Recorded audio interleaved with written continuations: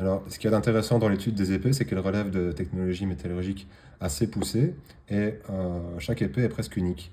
Ici, dans cet exemple, la lame, ici, que vous voyez dans les lacunes du fourreau, va venir s'ajuster parfaitement au fourreau. Dans d'autres exemples, ce sera différent. Ici, dans cet exemple, l'analyse radiographique permet de montrer, on le suppose, que la lame qu'on voit ici d'une couleur un peu plus blanchâtre a une morphologie légèrement différente à celle du fourreau.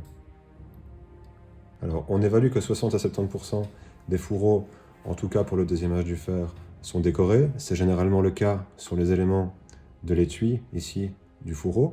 Ici, a priori, ce n'est pas le cas. Par contre, on remarque ici ces petites bossettes décorées de rouge. Les dernières études ont pu démontrer qu'il s'agit de verre opaque rouge. À cette période-là, on peut aussi retrouver des éléments de corail qui viennent rehausser certaines des pièces. Je m'appelle Pierre-Benoît Gérard.